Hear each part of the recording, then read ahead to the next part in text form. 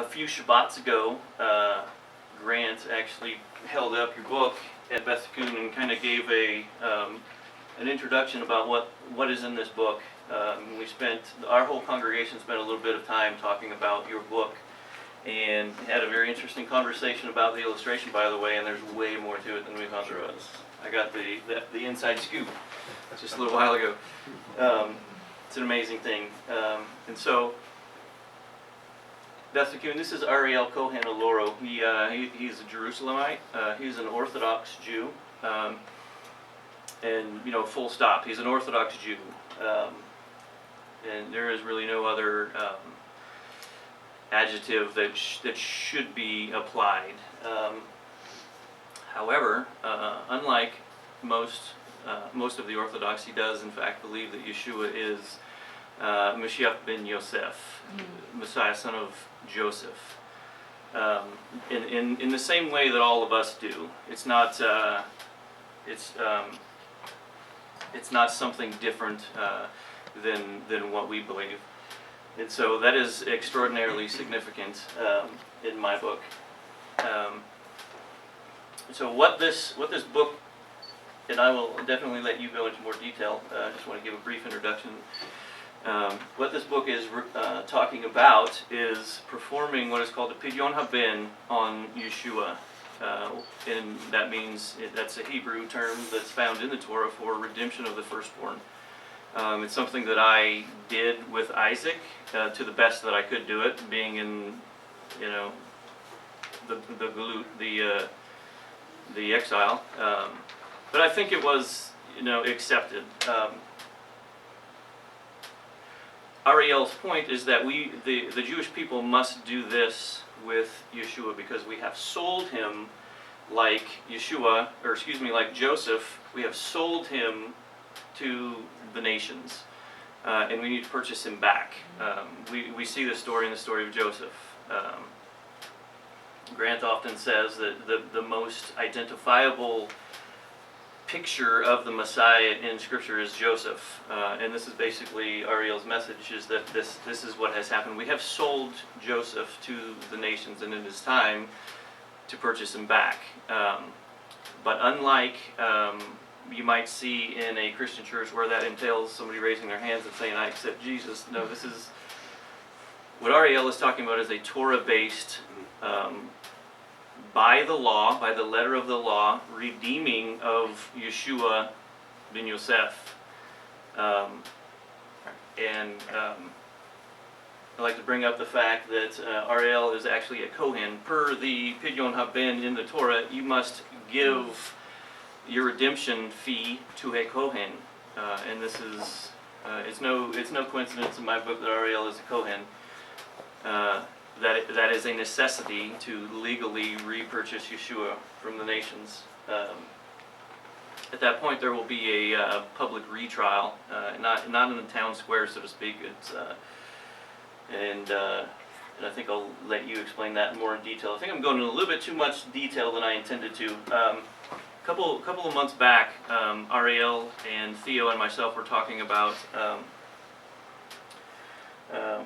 I wanted an English translation of this book so that I could read it. And basically, long story short, I offered to crowdfund and hand Ariel a huge bucket of cash in order to make that happen. He declined, which in my book is, it speaks volumes. And the reason he declined is because his organization, his vision is going in a different direction. In Baruch Hashem, it needs to go in whatever direction Ariel sees fit. And an English translation of this book at present was not that direction. This is Yimak Shemo. Currently there is a book being written about the book. There's a book about the book in English. It's not yet in English.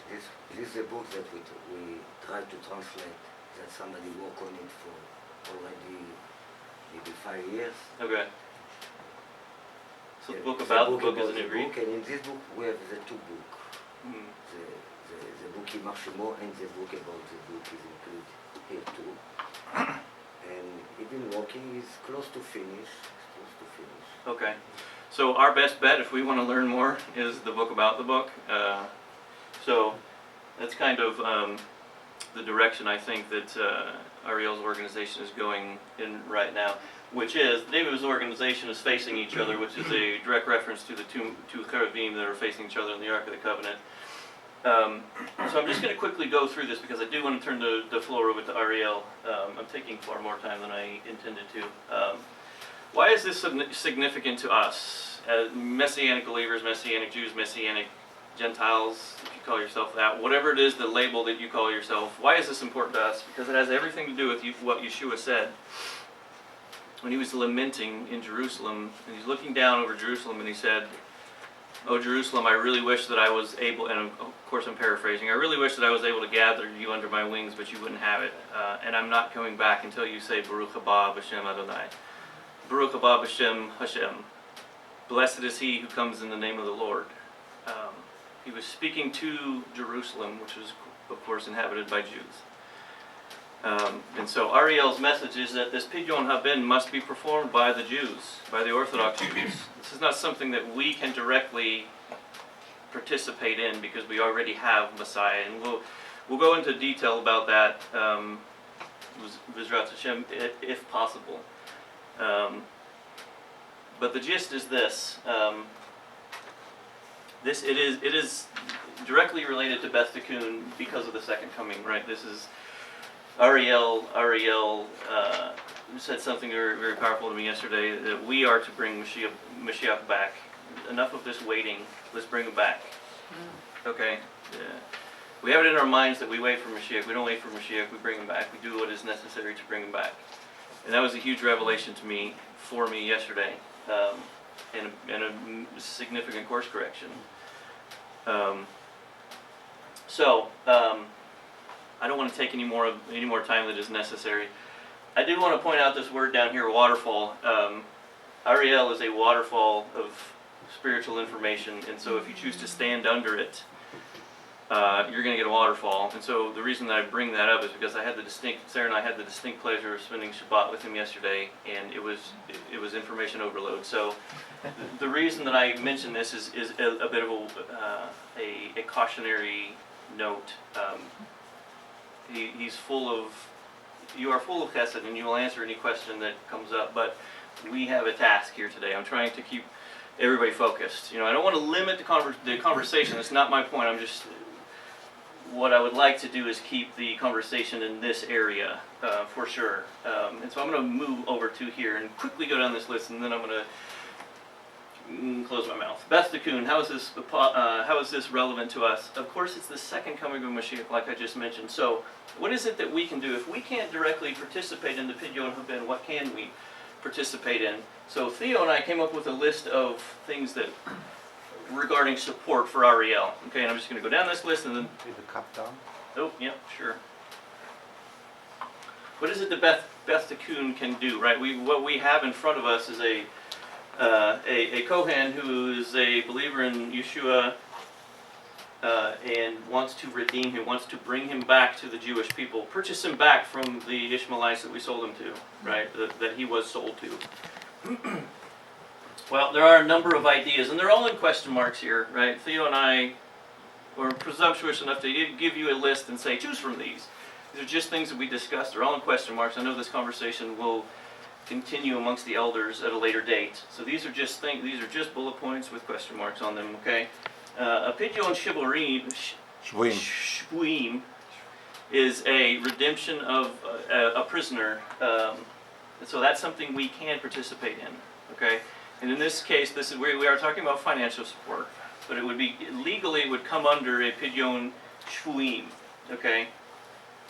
Why is it a redemption of a prisoner? Because Yeshua is sold into Egypt. Okay, he is a prisoner like Joseph. Joseph being the picture of Mashiach, he is sold into Misraim. Somebody did.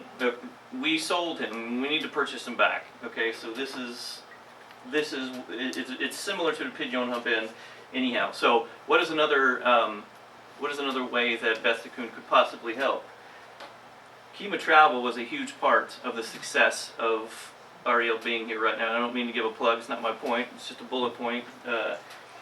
Another way that we can support is organizational support.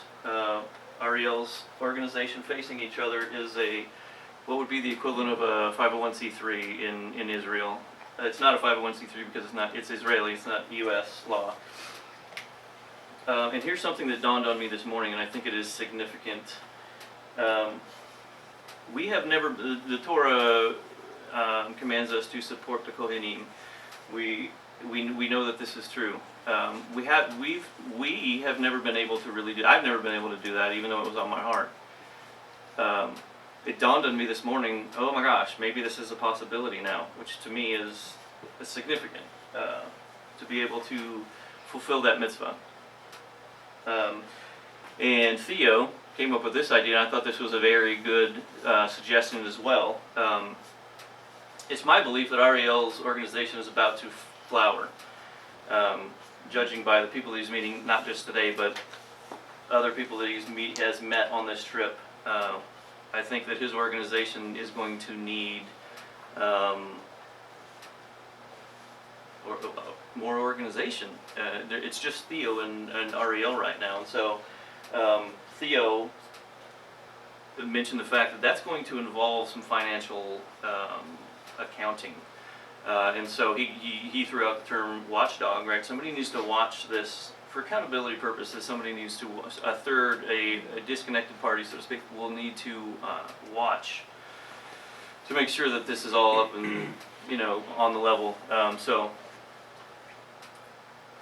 And I'm going to mention one more thing, and then I am going to turn the floor over. This is we came up with this graphic last night. What you see here is the sukkah, right? And it is the fallen sukkah of David. Okay, this is an understanding in the Tanakh. So what you see right here is the foundation. This foundation is Ariel's organization, Facing Each Other. Okay, this is the black. This is the black foundation here, and this is the Pidyon Haben and the retrout. It's a graphic to help understand what's kind of happening here on a spiritual level. So where do we come in? I believe that Beth Tikkun and other Messianic groups, Messianic Jewish congregations, whatever it is that you want to give that label, is the foundation for the foundation, or can be the foundation for the foundation, and a much bigger one. Kind of resembling the courtyard in the temple, right, for the nations. It's huge, right? It's so just visibly, that's just kind of a graphic to understand what's happening here. So I'm going to turn the floor over, and I'll direct it the best I can, all right? But I'm going to let you speak. Thank you. I think I have a tea because my throat is a little bit. Can you ask the wife, Yes, Sarah? Sarah, can we have some of that throat coat? Tea for Ariel? Yes. Thank you. Okay. Two words about the concept of Mashiach ben Yosef. Mashiach ben Yosef represents the soul of Mashiach ben David. It's not to Mashiach, it's not Mashiach. Speak louder.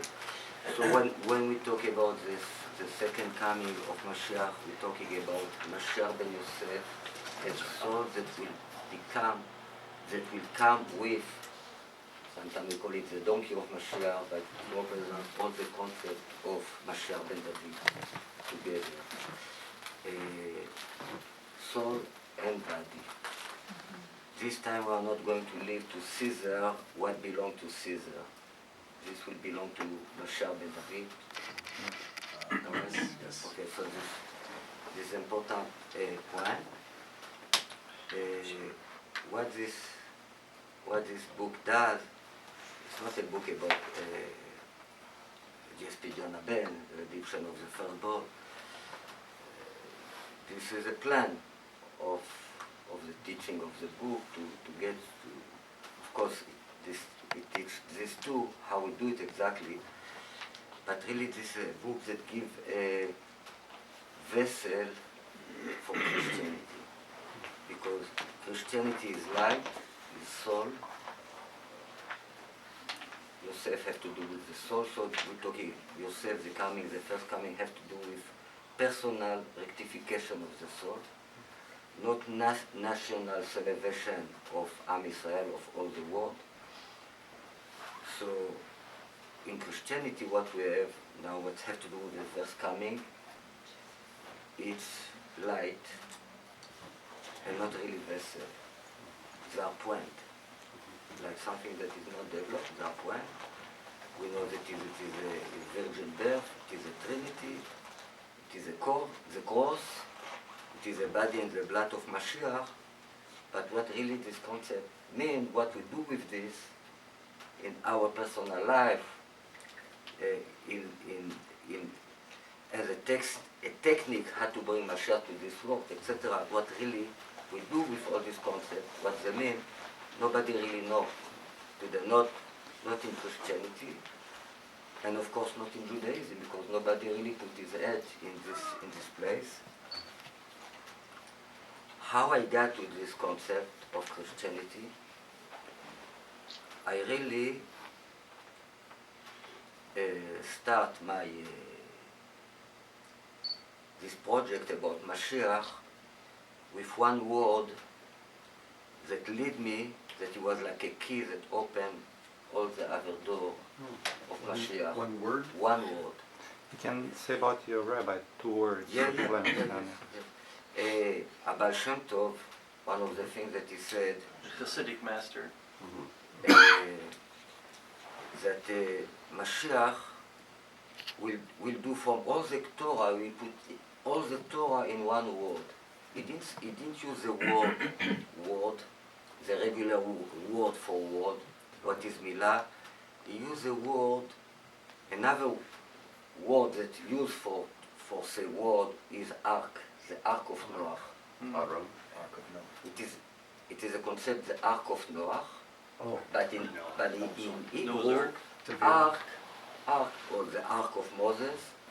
But in Hebrew, ark, it means a word too. Yes. So he used, when he says that Mashiach will do from all the Torah one word, he used the word that can be used for ark too. Teva. Teva. Teva. Tevat Noah, the ark of Noah. Yes. What it means, a word. So what is the ark of Noah? Is the word Chan. What is Grace. grace? What is the same letter of Noah? Noah, Chan is the same letter. It is written in the last verse of the parasha of Genesis that Noah find grace Yes. in the eyes of God. Okay, so we have a concept of reversing thing, of paradox, and this what really means the word Chan. The word Chan, it's a beauty. Han and Noach are No- just Han. no- No, just Noah and Chan is the same letter in reverse. Right. Maybe we can write it. Yeah. Yes.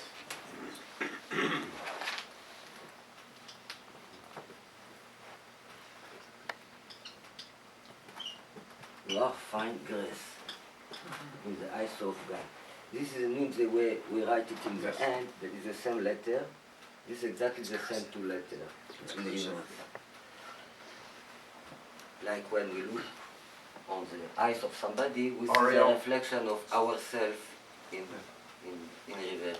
If you could use the block letters, we read those better, we recognize those better than the modern Hebrew. These letters, not We these. use block. Can you do that? Yes, yes.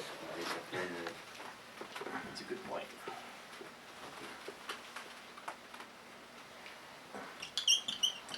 This is Bezrat Hashem with God's help. Besada Dishmaya. Aramaic. Okay. So we have Nun, and we have Chet,